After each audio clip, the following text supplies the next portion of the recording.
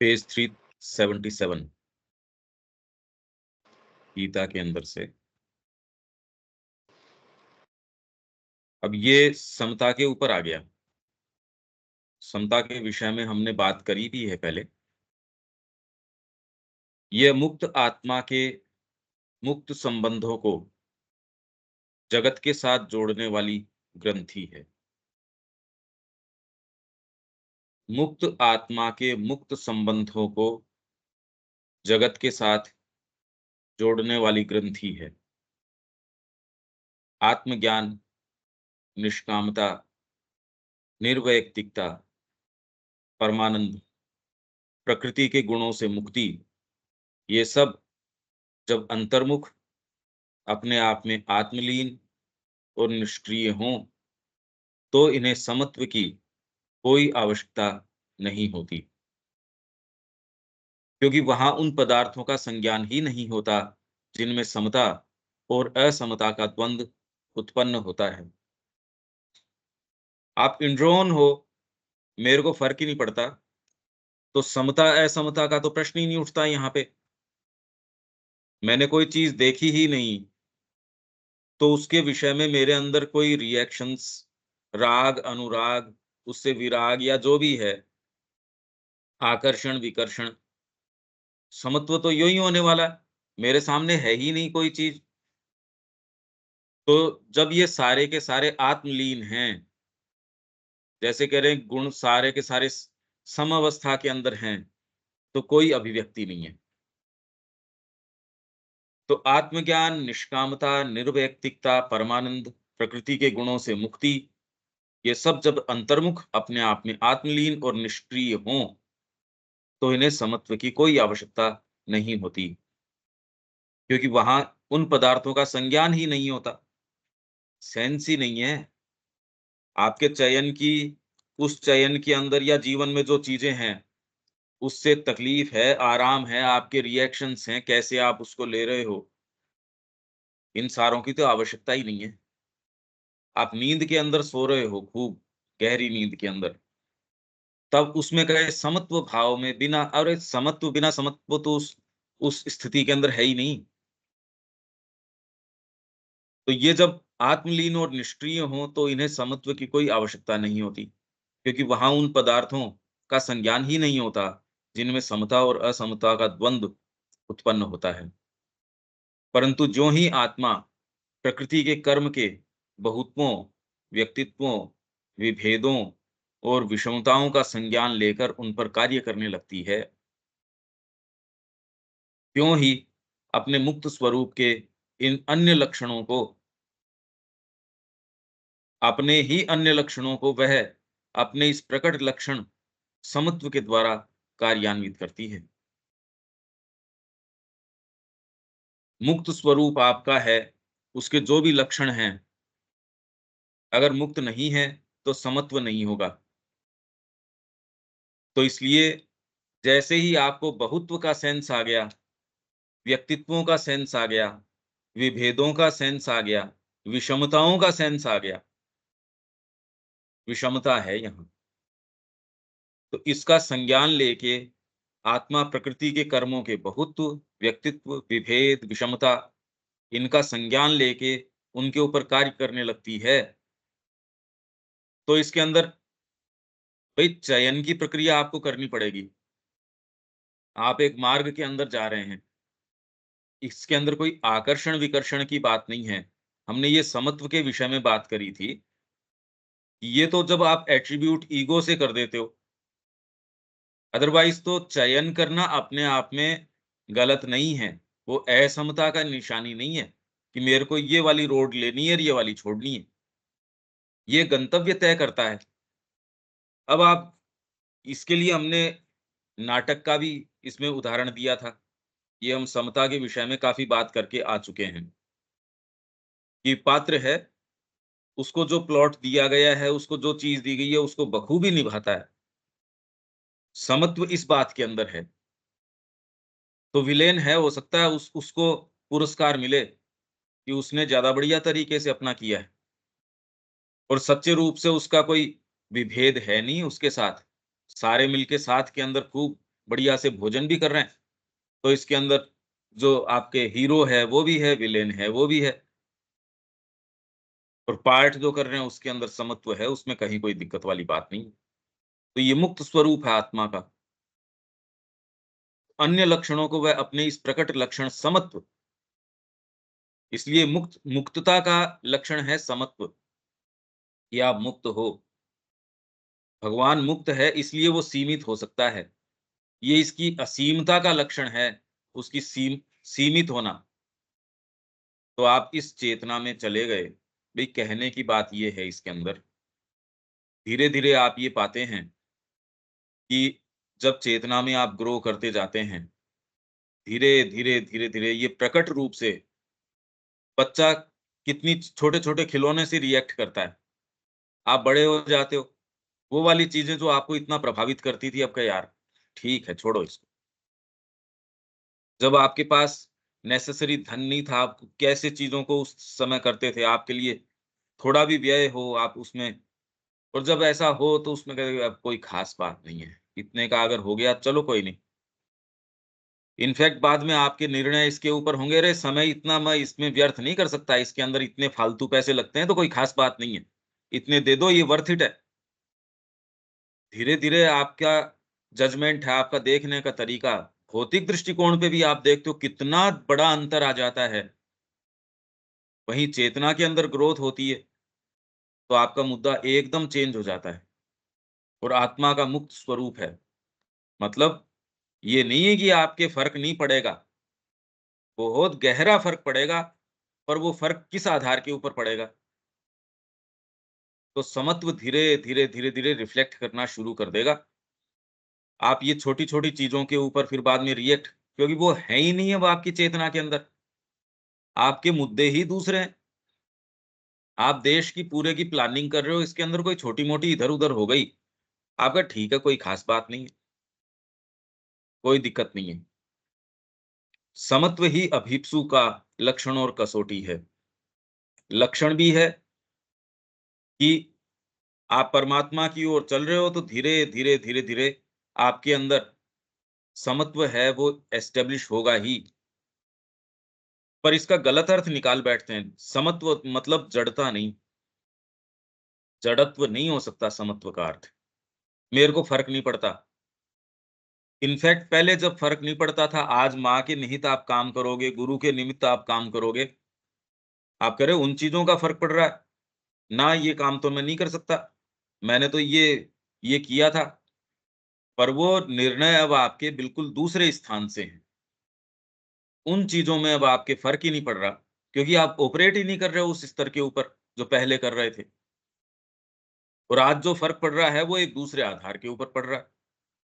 और ये तय आपकी अंतरात्मा करती है, धीरे-धीरे, धीरे-धीरे उसकी मुक्तता का जो स्वरूप है, प्रकृति है, ऊपर बताया गया था, उसमें आप विकसित होते हो। ये नहीं है कि हार्ट आपका कम काम करता है। पहले आप अपने ही लिए उसको, या अपने परिवार के लिए ही आप उसके अंदर कोई स्थान था। अब आपके लिए उसकी कोई बात ही नहीं है, अब तो हर जने के लिए। आपके कोई नया व्यक्ति जिसको आप जानते नहीं, कुछ और नहीं, वो आपके पास आता है। हो सकता है आपका हृदय उसके लिए द्रवित हो रहा है, यार ठीक है तू काम कर या नहीं कर मेरे पास, पर तेरे साथ ये है, तू ये इतना तो कर ले, ये तेरे लिए मैं ये। तो ये एक ऐसी स्थिति आपके लिए खोल देगा, अभी तो हमारे दायरे मायने बहुत छोटे हैं, हम उसके ऊपर सोचते हैं इसमें समत्व आ जाएगा, अभी तो तेरा दायरा बहुत छोटा है। तू ग्रो करेगा तब समझ में आएगा, अभी तो बहुत सारी चीज़ें हैं। एक छोटी-सी एक इक्वेशन के अंदर तू कह देगा बस इसमें समत्व आ गया, और जनरली समत्व को जड़ता मान लेते हैं। इसको तो खुश नहीं होना चाहिए, अरे देखो इसमें, और इसको दुखी नहीं होना चाहिए। इ तो इसको शीत है, उष्ण है, सबके अंदर समत्व होना चाहिए। बर्फ के अंदर चला गया, इसको फ़र्क नहीं पड़ रहा। अरे वो फ़र्क पड़ना तो एक पड़ा है, पोलर बेयर भी पड़ा है उसमें। मतलब क्या ऐसी विशेषता की बात कर रहे हो आप? फ़र्क पड़ रहा है, नहीं पड़ रहा है। ये तो आंतरिक बात है, उसमें फ़र्क पड़ रहा है या नहीं पड़ रहा है। वो देखो, बारी शीतोष्ण है, ये है, ठीक है, पर व्यक्ति इन लक्षणों के अंदर लग जाता है, और जो इन लक्षणों को जो आधारित करते हैं, जो इनका आधारभूत चीज़ है, उसकी बात नहीं करते। वो समझ में भी नहीं आती, किस आधार पे आप कर रहे हो। समत्व ही अभीप्सु का लक्षण और कसौटी है। आप समत्व रख पाते हो या नहीं रख पाते? मेरे को फ़र्क नहीं पड़ता, डिपेंड करता है, सामने मृत्यु किसकी हुई, इतने सारे लोग मर गए, मेरे को देखो ज़्यादा विशेष फ़र्क नहीं पड़ता। मैं तो सारे का उस एक्सीडेंट की साइट के ऊपर जाके मैंने बड़ा काम किया इस तरीके से, समत्व भाव से, सबके प्रति। उसी के अंदर आपका कोई निज जन होगा तो क्या करोगे? समत्व गड़बड़ाएगा या नहीं गड़बड़ाएगा? तो ये समत्व का मुद्दा है, ये बहुत ज़्यादा प्रैक्टिकल है, सैद्धांतिक नहीं है ये। और इसका आधार भी भीतरी है, बाहरी नहीं है। पर हाँ, कोई किसी स्तर से आप प्रयास करते हो, तो हठ योग के अंदर इसका प्रयास कर रहे हैं, शीतोष्ण के द्वारा। शरीर एक्चुअल में तो बाहरी प्रकृति इतना परेशान किए रखती है, कि भई इसकी डिसिप्लिन कर रहे हैं, तो ही बहुत बड़ी बात है। वो इस एंड से शुरू करते हैं, कि भई इतना संकल्प होगा तो ये एस्टेब्लिश हो पाएगा, नहीं तो बाहरी भी क्या हो पाएगा। नहीं तो व्यक्ति इस चीज़ का दुरुपयोग करता है और वो कहता है पहले तो भीतरी करूँगा नहीं, बाहरी करने से क्या फ़ायदा? तो न बाहरी हो पाता, न भीतरी हो पाता। और जो सिंसियर है वो कहता है दोनों तरीके से ही इसको करूँगा, निग्रह की भी बात करूँगा और संयम की भी बात करूँगा। बाहर से अभिव्यक्ति को भी रोकूँगा, मन का इससे संलग्नता है उसको भी मैं थोड़ा-सा ढीला करूँगा। उसके लिए जो-जो साधन ज़रूरी हैं, वो सारे करूँगा। बाहरी तरीके से अरे भई रोग आपके कोई है, तो उसके लिए कहते हैं इम्यूनिटी। हाँ, इम्यूनिटी तो बढ़ाओ ही बढ़ाओ, पर तुरंत के अंदर बाहर ये आपके कोई चीज़ लगी है, कट लगा है, उसकी पट्टी भी करो। आप दोनों स्तरों के ऊपर काम करते हैं। ये थोड़ी कि मैं अब इम्यूनिटी बढ़ाना शुरू करता हूँ। अरे तो बाहर भी पट्टी करो, भीतर की आपकी जो ताकत है उसको भी बढ़ाओ।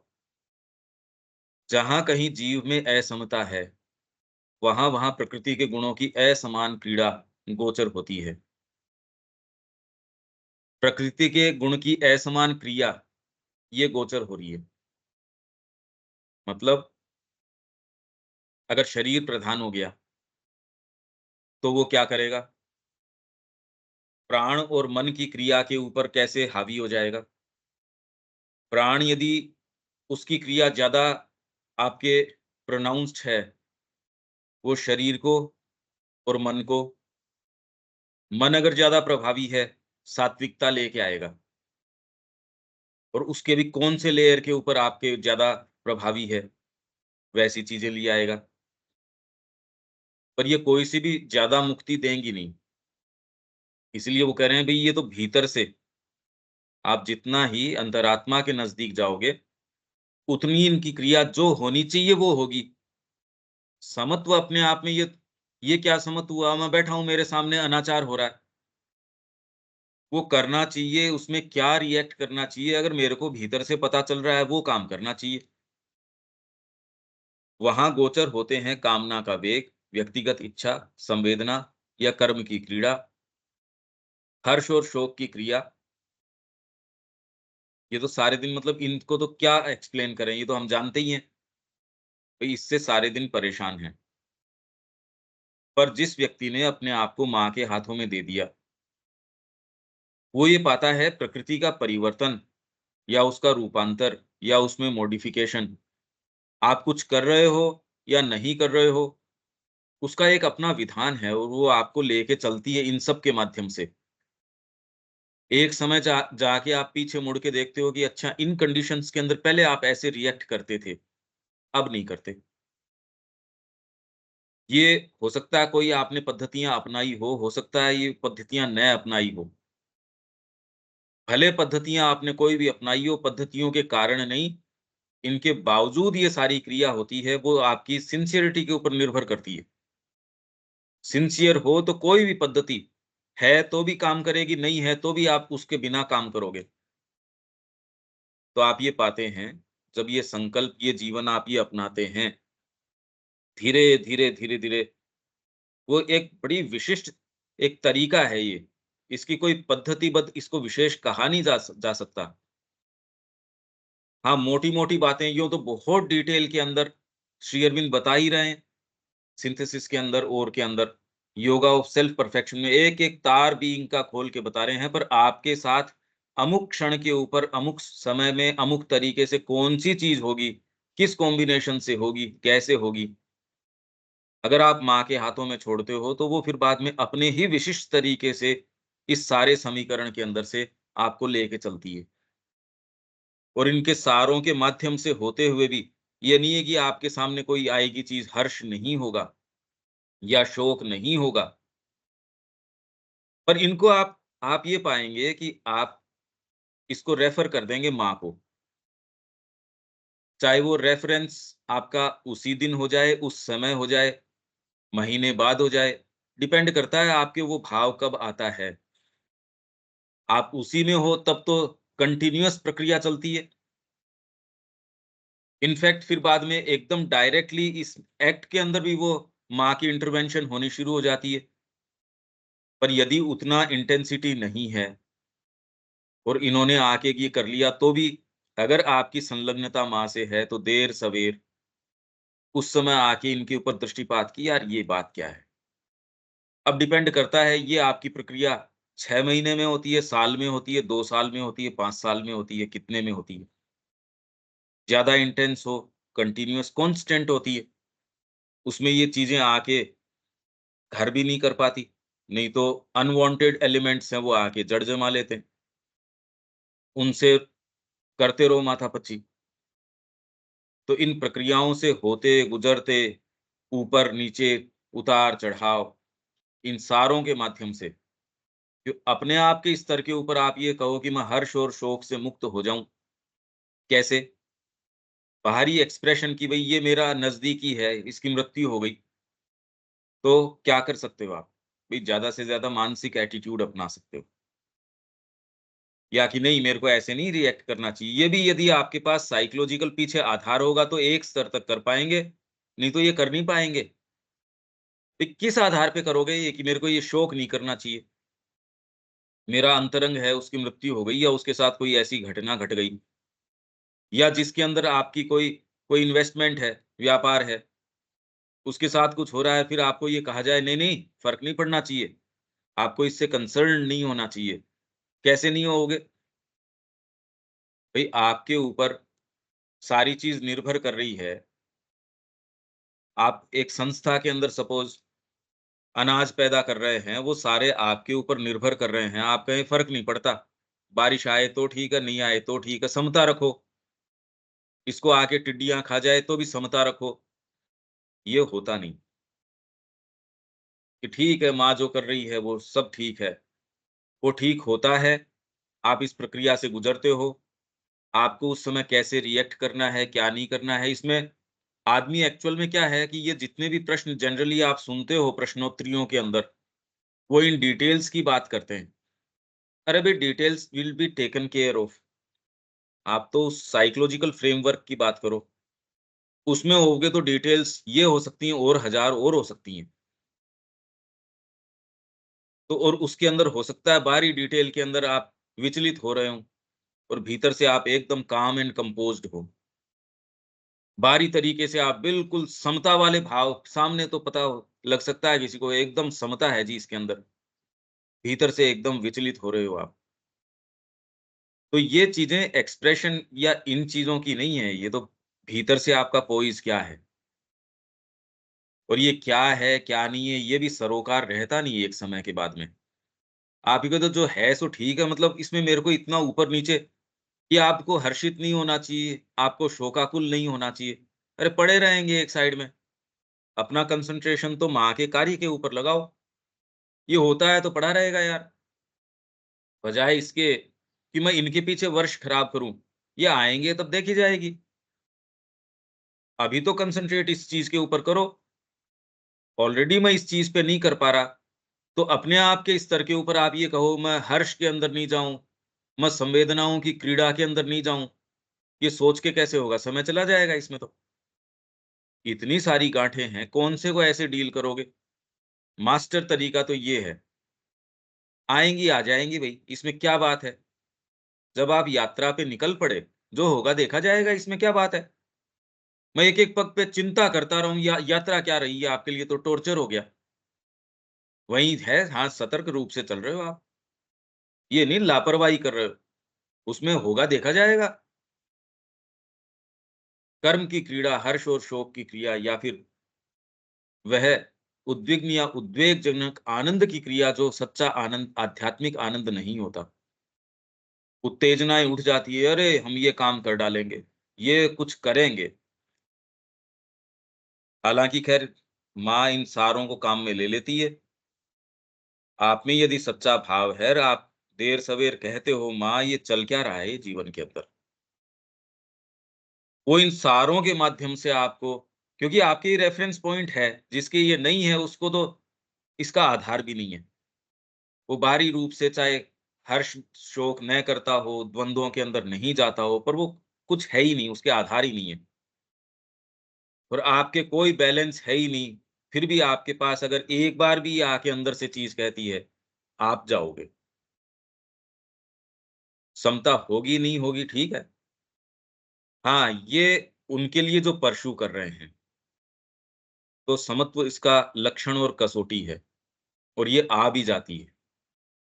फिर आप इन मुद्दों के ऊपर जो सामान्यतः व्यक्ति जिससे सारे समय प्रताड़ित हैं, वो तो आप पिंड छुटाते हो उससे। एक प्रकार की मानसिक तृप्ति होती है, वो आनंद नहीं होता, हमको सेंस ही नहीं इसका क्या है। आपका आनंद बहुत डीप डाउन ये जाता है, आप बहुत गहराई पे अवस्थित हो जाते हैं, जो अपने क्रम में अनिवार्य रूप से मानसिक अतृप्ति रूपी प्रतिरूप या प्रतिक्रिया भी साथ लगाए रखती है। ये तो अब आप किसी ने महसूस किया हो तो किया हो, जिसको आप ये कहते हैं, अरे! ये कर देंगे तो एस्थेटिक्स के अंदर, कुछ कहते हैं बस संगीत के अंदर ये अपन कर देंगे, बस अपन तो नारी कल्याण कर देंगे, बस अपन तो ये खोल देंगे, औषधालय खोल देंगे, बस अपन तो ये वाली, मतलब चैरिटी भी वास्तव में आप में हो, तो अभी लास्ट के अंदर कि भई इससे क्या निकाला अपन ने? इसमें तो कोई चीज़ आई नहीं। जैसे मालवीय जी के ये था कि अपन ने ये खोल दिया, ये विश्वविद्यालय। अब बाद में जब उसकी पहली खेप बाहर आई, उन्होंने कहा मेरे मन में तो ये था कि इसके अंदर से कणाद निकलेंगे, इसके अंदर से तो बहुत चिंतन वाले लोग निकलेंगे, इसमें तो कम्युनिस्ट निकल रहे हैं। ये क्या किया? तो आपके बहुत वेल मीनिंग तरीके से भी सारे प्रयास हैं। आप पूरा इसके अंदर 50 साल लगा देते हो, वो भी आपके पास यदि कुछ है तो, और वो कोई चीज़ निकल के आती है, आप आइडियल फिर बाद में कि ऐसा तो है नहीं ये। जैसा हम सोच रहे थे कि इससे करने से ये सर्व रोग हर दवा है, सारे रोगों को बस ये कर लो, बस ये कर लो, ये नारे रोज़ लगाए जाते हैं देखो आप। बस ये कर लो, आपका सारा काम हो गया, बस ये कर लो, बस ये तो गीता का ज्ञान है, ये तो टोटल ये है, रात-दिन देखो कितना शोरगुल है।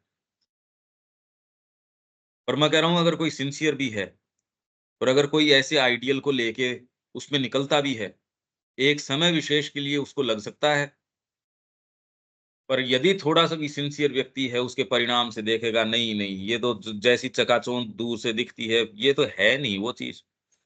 बहुत जल्दी ही उसका मोह भंग हो जाता है। सरकार के कितने रूप हैं, वो चेंज होते हैं, बस ये वाला लिया आओ। पहले जब आपके कोई ये साम्यवाद है, औरवाद है, कह रहे यार ये तो बेकार है। इसकी जगह अब ये वाला लेके आओ। तो इतने बरसों या इतने 100, 150, 200 साल कोई व्यवस्था चली, बाद में क्रम्बल करती है, उसके ऊपर एक जना रोने वाला ही नहीं रहता। कितने उत्साह से उसको इन्होंने स्थापित किया था, क्रांतियाँ आई थी उसके लिए, फिर बाद में उसके टूटने पे एक जना रोने वाला नहीं रहता। फिर नई चीज़ आ जाती है, वो एक बार ऐसे चकाचौंध। तो ये सारे प्रश्न खाली श्री अरविंद कह रहे हैं भी इसका कारण है। ये कोई भी चीज़ आपकी जो जो भीतर की चीज़ है उसको तृप्त नहीं कर सकती। मनुष्य को ये चाहिए, ये हमारे अंदर पार्ट है, जो हम आज्ञान, विज्ञान, प्रज्ञान, संज्ञान, ये जो एक फैकल्टी है आज्ञान की और प्रज्ञान की, पहले सामने रख के देख सकते हैं, ये जीवन अगर चलोगे इसमें क्या तृप्ति आने वाली है। उतने बरस लगा के अगर आप वो अनुभव करो तब तो फ़ायदा ही क्या? कि मैं इतने साल जीऊँगा और मेरे साथ ये होगा। वो पहले ही कह देगा यार इसके परिणाम तो ये दिख रहे हैं ना। तो आप उस समय और मानसिक अतृप्ति आप महसूस करो, तो कम से कम यहाँ बैठे हैं उसमें तो इतनी होनी चाहिए, अपने आप को प्रोजेक्ट करके देख लो, ये होगा मेरे साथ, छोड़ दो इसको, आप इंतज़ार क्या कर रहे हो? तो ये कह रहे हैं ये जितने भी आपको वर्तमान में लगते हैं ये कि इससे पता नहीं क्या हो जाएगा, ये तो अरे! ये तो ये करेगा, पर आप इसको एक बार प्रोजेक्ट करके देखो, तो ये आपको मिलेगा नहीं यार ये जैसा है वैसा होगा नहीं, इससे काम नहीं होगा। आप तो छोटी-छोटी चीज़ों की बात कर रहे हो। माँ ने जब शिव जी को कहा कि मेरा फिज़िकल ईगो, उससे मेरे को मुक्त कर दीजिए। शिव जी ने कहा, "हाँ, ठीक है।" परसों परले दिन मैंने आपको ये शेयर किया था एजेंडा का। श्री अरविंद के पास माँ गई, उन्होंने कहा, "नहीं, अपने कार्य के लिए इसकी आवश्यकता नहीं है।" तो हम तो छोटी-छोटी चीज़ों से कितना मेस्मराइज़्ड हैं कि पता नहीं इससे क्या हो जाएगा। वहाँ वो कह रहे हैं मेडिटेशन के अंदर सारे देवता लाइन लगा के बैठते थे। उस आवागमन के अंदर जब श्री कृष्ण जा रहे थे, तो उन्होंने कहा, "भई ये आवागमन ही चलता रहेगा?" कहा, "नहीं, नहीं, मैं इसके अंदर जो ट्रांसफ़ॉर्मेशन का आपका जो कार्य है, उसमें आपके साथ ही यहीं रहूँगा।" और वो वापस फिर बाद में रूम के अंदर चले गए। ये उसी के अंदर है। शिव जी ने कहा, "भैया मेरे से ये नहीं होगा, मैं तो जब सुप्रामेंटल आएगा, हाँ, तुम्हारा सहयोग कर सकता हूँ, यहाँ नहीं आऊँगा मैं। ये आने वाला क्रम मेरे से नहीं होगा।"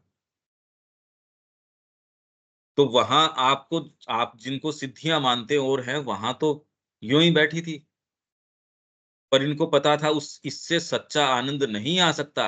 इसके लिए ये धरती वर्तमान के अंदर ट्रांसफ़ॉर्मेशन के बिना कोई भी सच्ची इसकी चीज़ हो नहीं सकती।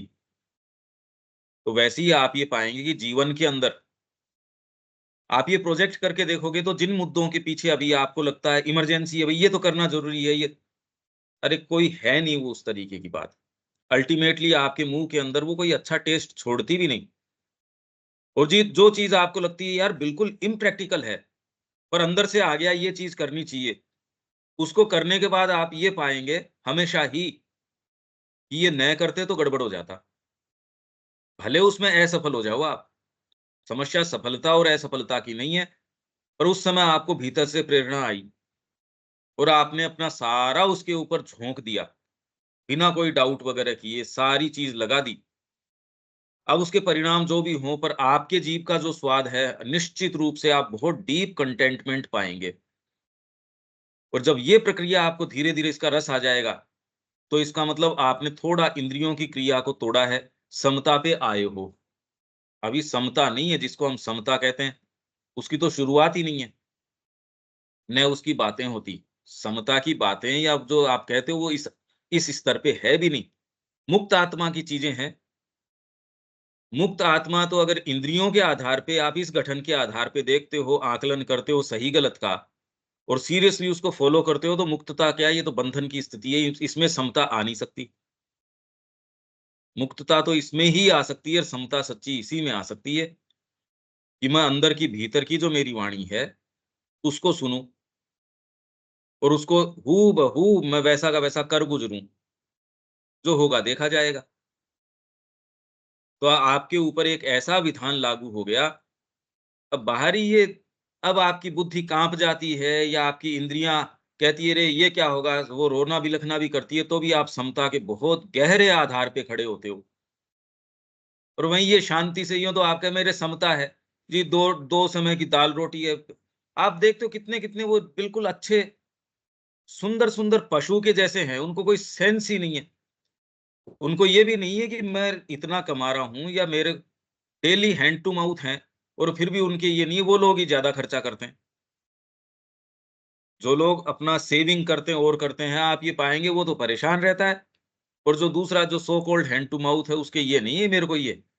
बड़ा अच्छा सुंदर डेकोरेटेड तरीके का पशु है, उसको कोई दिक्कत है, अरे कोई फ़र्क नहीं पड़ता। तो इसका मतलब समता आ गई उसके, लेना-देना ही नहीं है।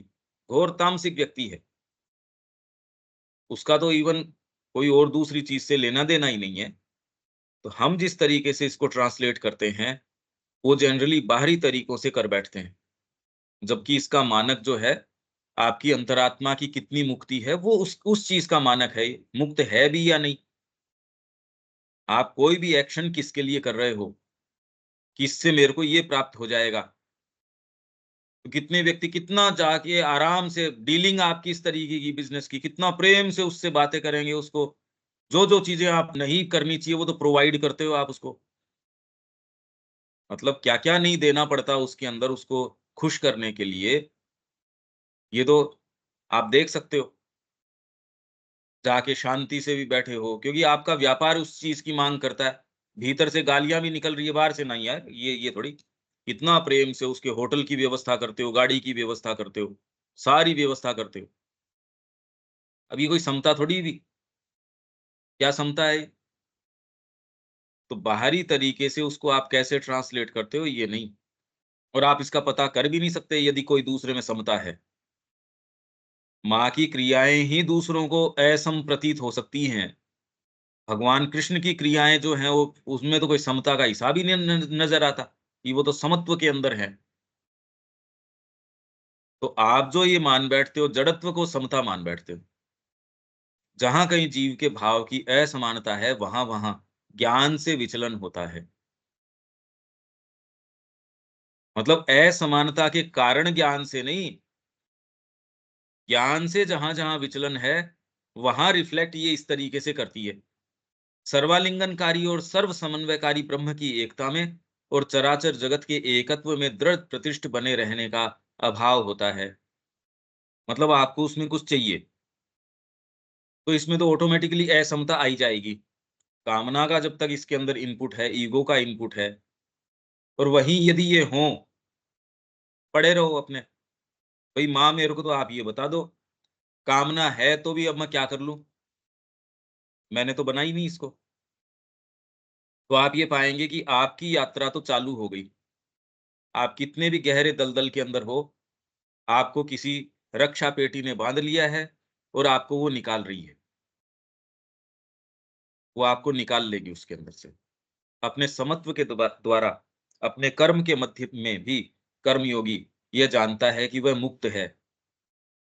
कर्म के मध्य में भी इसी तरीके से मुक्त होगे, नहीं तो आप कहते मेरे फ़र्क नहीं पड़ता इसके अंदर लाभ और हानि से। अरे! फ़र्क कैसे नहीं पड़ता? आप पहले अपने निजी व्यापार के अंदर उतना बारीकी से नहीं देखेंगे चीज़ों को, माँ के पास जैसे ही आएँगे कि ना इसमें तो 1 पैसा भी इधर-उधर नहीं होना चाहिए। पहले व्यक्तिगत तौर के ऊपर आप किसी को दे देते थे और आपको कोई दिक्कत नहीं थी। अब ये कहें मैं तो नहीं दे पाऊँगा तेरे को, चाहे आपका परिवार का ही व्यक्ति हो।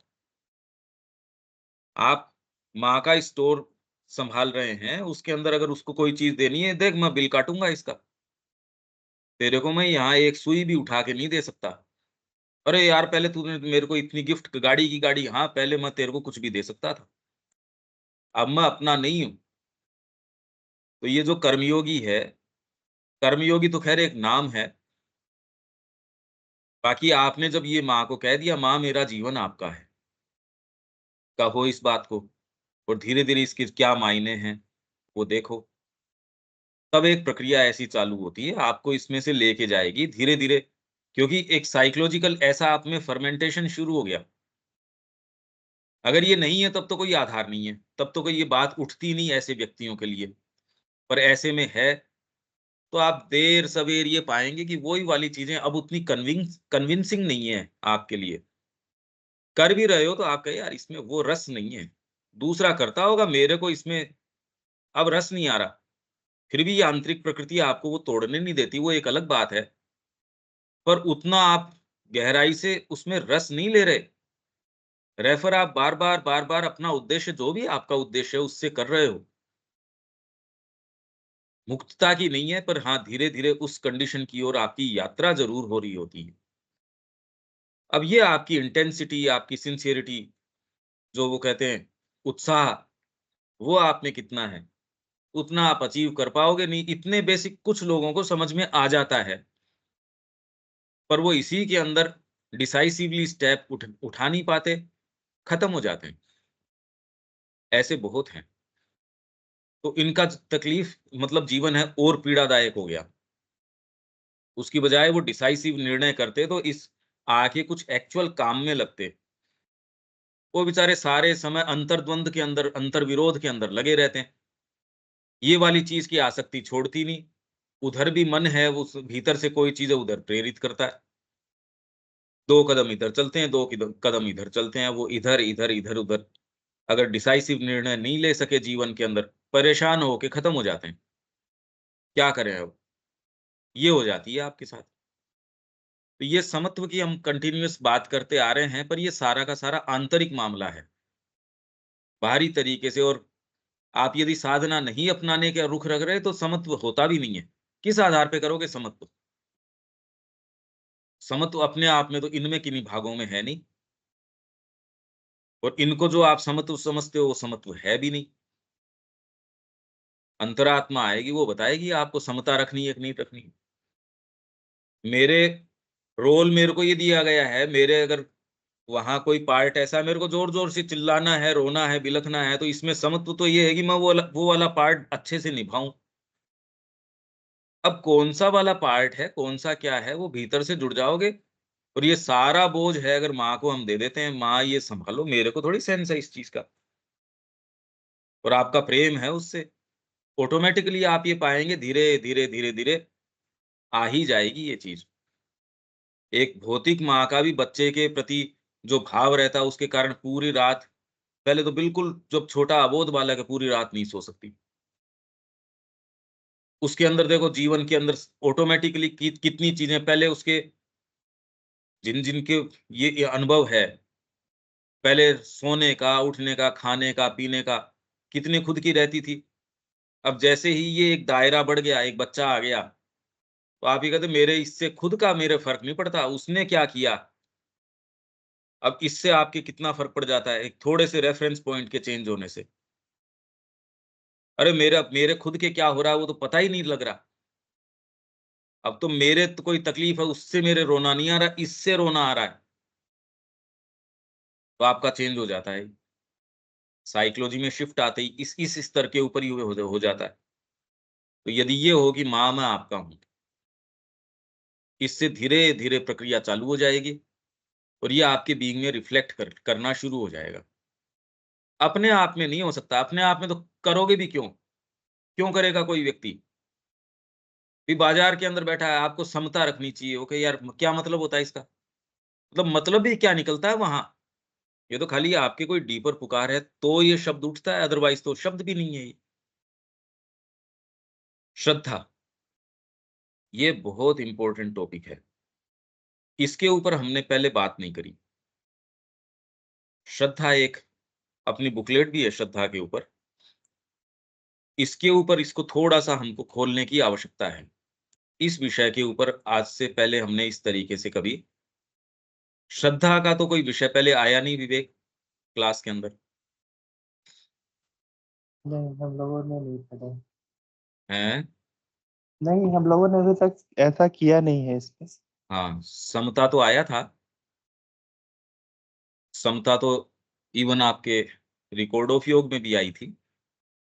वो दूसरे एक एक दृष्टिकोण से थी, जिसमें नति है और है, वो कई सी चीज़ें आई थी, कि जब आप नत हो जाते हो उसके प्रति, अलग-अलग भाव की समता है।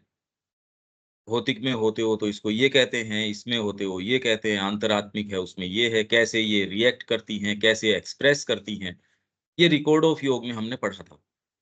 अब ये श्रद्धा है, ये सबसे ज़्यादा फंडामेंटल जो है, क्योंकि गीता कह रही है यो ये श्रद्धः स एव स। व्यक्ति जो अतीत में उसकी श्रद्धा हुई, रही, वो ही है आज, और कुछ नहीं है।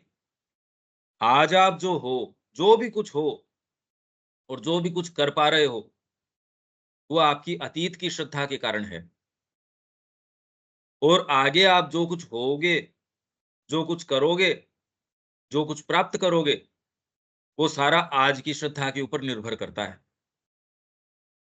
मतलब डिटेल के अंदर करोगे, मतलब खाली ये नहीं कि परिवार तो वैसे ही चलता रहेगा। अरे है ही नहीं इंडिपेंडेंट अपने आप में कोई चीज़। नहीं तो साधना कैसे हो जाती? दिव्य जीवन कहाँ से हो जाता अगर यही तरीके से चलते तो? श्रद्धा एक आदमी के अंदर आ गई, सपोज मैं तो जाऊंगा माँ की तरफ। अब कैसे आई है? उसको न तो कोई चेहरा नजर आया, न उसको कोई वाणी सुनाई दी, मतलब उसको कोई साक्षात्कार नहीं हुआ, कुछ भी नहीं हुआ है। भीतर से ये वाली चीज आ गई, मैं तो चलूंगा, और वो प्राप्त करता है। किस आधार पे?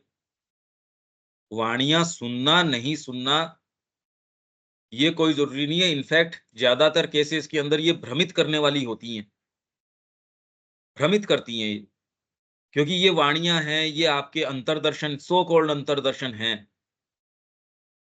ये आपके फ्रेमवर्क को काम में लेते हैं। आपको वाणी सुन गई, ऑडिटरी फैकल्टी है, उसको काम में ले लिया। दर्शन हो गया, आपके विजुअल्स को काम में ले लिया। आपको ये हुआ, आपको मेरे को एक टच महसूस हुआ, मेरे को ये हुआ। वो सही भी हो सकता है, और वो ज़्यादातर केसेज़ में गलत होता है। अगर प्योरिटी नहीं है, तो निश्चित ही गलत है। अगर सिंसियरिटी नहीं है, प्योरिटी नहीं है, तो निश्चित ही गलत है। अदरवाइज़ भी ये कम विश्वसनीय है, इतने विश्वसनीय नहीं है कि आपको कोई रूप नज़र आ गया, आपको कोई चीज़ नज़र आ गई। उसकी एक बहुत लिमिटेड उसकी यूटिलिटी हो सकती है, बहुत ज़्यादा नहीं। वहीं श्रद्धा, आप एक ऐसे आधार से शुरू करते हो, जिसका आपके पास कोई प्रमाण नहीं है। आपकी बुद्धि उसको अस्वीकार कर देती होगी। आपका बाहरी व्यक्तित्व भई, आप कह रहे हो मैं माँ की ओर चलूँगा, आपने कभी देखा नहीं। मेरे को माँ प्राप्त भी हो जाएगी, मतलब क्या हो जाएगा? उसका मेरे को सेंस भी नहीं। फिर भी भीतर आपके कोई चीज़ करने की तो यही है। करूँगा तो ये ही, करना तो यही पड़ेगा, ऐसे करना चाहिए। कहाँ से आई ये? किस चीज़ से आई भई? आपको दिख गया, अगर इस कारण आप चल रहे हो, तो वो तो नहीं दिखेगा, कोई दूसरी चीज़ दिख जाएगी, उधर चल पड़ोगे। इसमें इतनी ताकत नहीं है। मेरे को ये सुनाई दी, अब कोई दूसरी चीज़ सुनाई देगी, अगर खाली उस आधार पे चल रहे हो, तो वो तो फिर बाद में ये आधार इतना वेल फाउंडेड नहीं है, इसके इतने कोई गहरी जड़ें नहीं है। ये बहुत ज़्यादा डीप, क्योंकि इसका फ़ॉर्मूलेशन हो नहीं सकता। ये हम पहले तो ये पढ़ लेते हैं, ये गीता के परिप्रेक्ष्य में, फिर बाद में डायरेक्टली कुछ जो प्रसंग अपने जो श्रद्धा वाली बुकलेट है, कुछ दिन तक मैं वो सारे आपको ये उसका सेंस आए, ये बात क्या है? श्रद्धा। हमारे अंदर ऐसी श्रद्धा होनी चाहिए, जिसे किसी भी बौद्धिक संदेह के द्वारा विचलित नहीं करने दिया जाएगा। श्रद्धावान लभते ज्ञानम। तो क्या संदेह नहीं आते? देखो ये, अभी तो हमको ये पढ़ना ज़रूरी है, इसको पूरे को, प्रसंग को। पर अगर इसको आप बारीकी से देखेंगे, ये इस स्तर पे है नहीं, बौद्धिक संदेह, मतलब क्या करें? आपको तो ये महसूस हो गया, तो बिल्कुल सही महसूस हो गया, संदेह न करें उसके ऊपर। कुछ कहते हैं अंधश्रद्धा, तो रामकृष्ण जी कहते हैं मेरे को तो खाली एक ही श्रद्धा का पता है, जो अंधी होती है, देख के कौन-सी श्रद्धा होती है। उनका ये मानना है।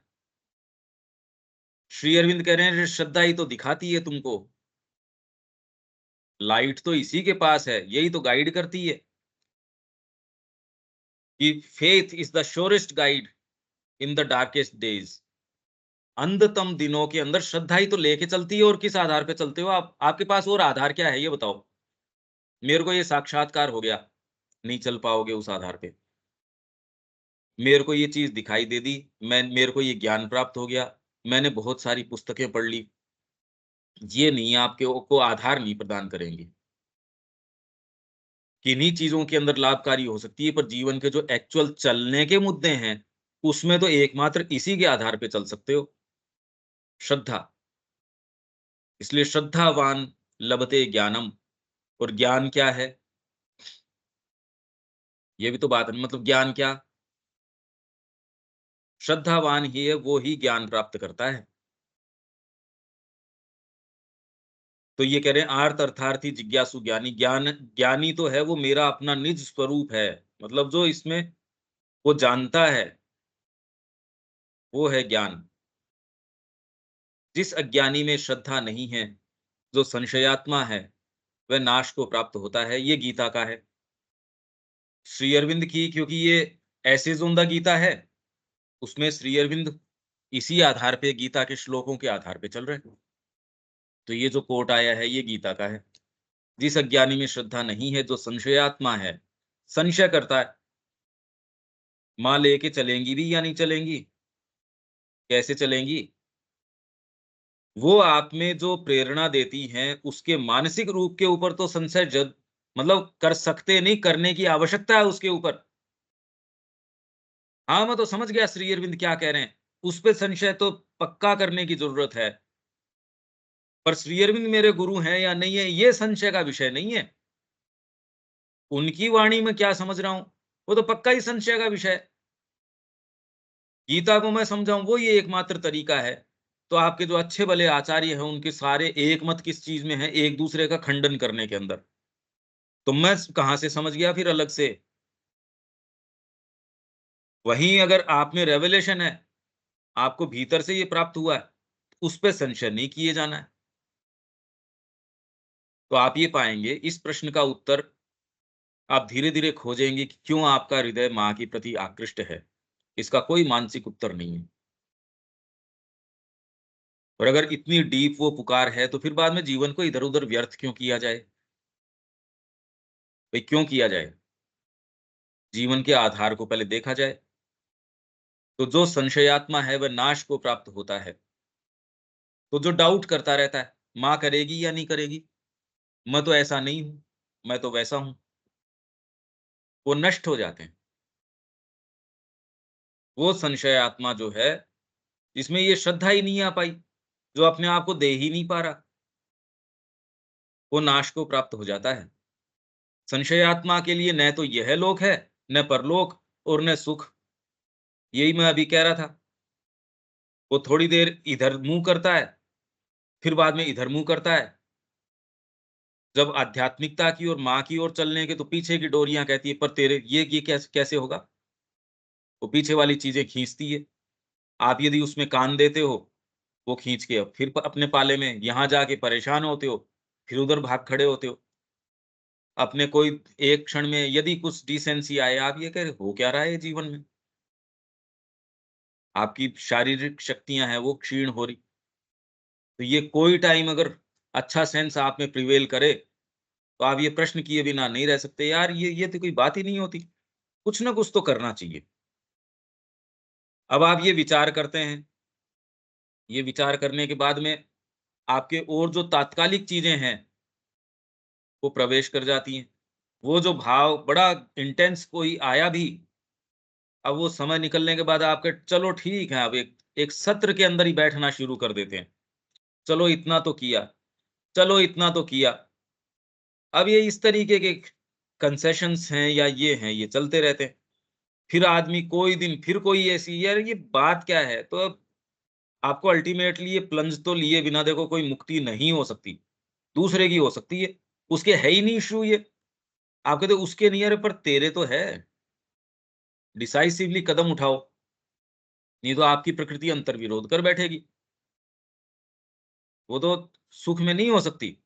जब आपको ये पता चल गया कि आपका सुख इसमें निहित है, तो इसमें साहस करो और अपने आप को उधर लेके चलो। वस्तुतः तो ये आ गया ना, संशय आत्मा, सारे समय संशय। और जिनको लगता है उनके संशय नहीं उठ रहा, इसका मतलब ये है कि वो महाघोर तामसिक है, वो इश्यूज को सोच ही नहीं रहे। डाउट्स, आप कह रहे डाउट्स नहीं उठते, माँ कह रही है मेरे तो उठते हैं। ऐसे उठते हैं, रोज ये उठते हैं कि क्या मैं कुछ कर भी रही हूं या नहीं कर रही।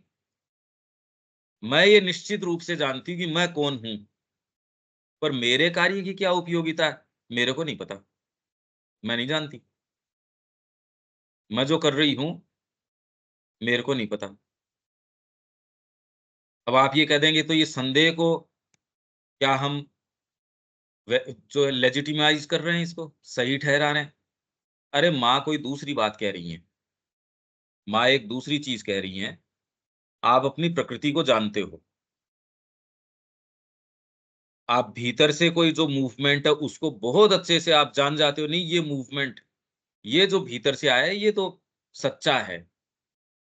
हाँ, अब इसमें आप आग्रह नहीं करते कि ये मेरे को तो कोई इसी ओर निकल पड़ना चाहिए, कोई समय विशेष के लिए आपके ये है भी एक सत्र ऑर्गेनाइज करना है।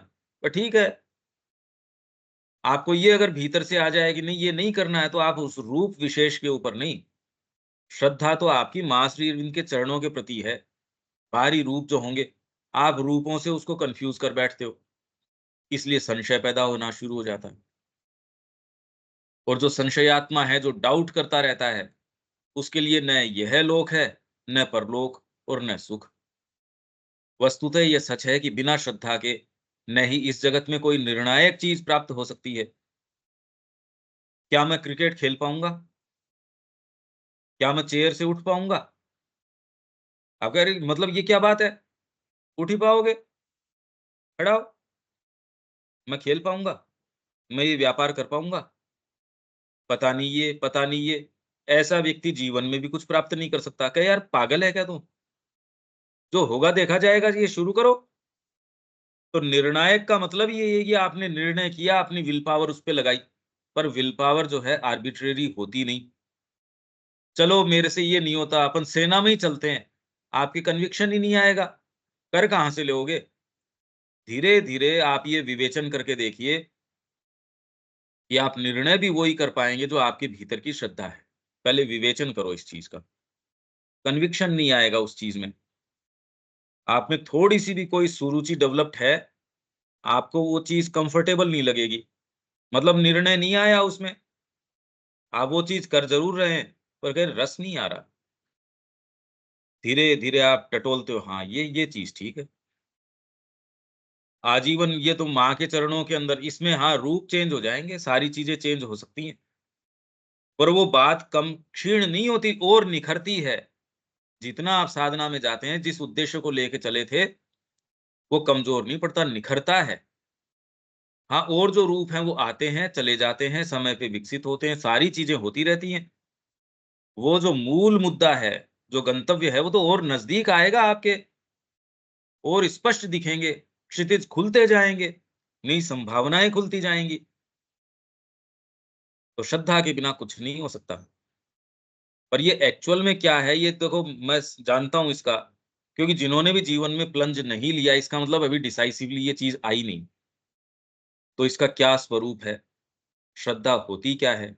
ये वैसी ही एक टॉपिक है जैसे साइकिक की हम बात करते हैं, क्योंकि ये वहीं गहराई से ही आती है। जैसे आपको पता नहीं कि मेरे को कैसे चलना चाहिए और आपके पास कोई सहायता नहीं। ऊपर से आपके पास एक डोरी डाली जाती है कि भैया इसको पकड़ लो। और श्रद्धा आपको जैसे जीपीएस के अंदर या कोई फ़ोन पे बता रहा है, "तू एक काम कर, इस कॉर्नर तक आ जा।" "हाँ जी, मैं यहाँ तक आ गया। अब अब इधर मुड़ जा।" तो वैसे ही ये श्रद्धा आपके भीतर जो कोई अंतर्निहित ज्ञान है गंतव्य का, जाना वहाँ है, बाहरी प्रकृति तक कैसे कम्युनिकेट करो? भई शरीर को तो इस चीज़ का कोई न तो उसको मतलब शरीर को तो कहने से मतलब भी नहीं है, न प्राण को मतलब इस बात से।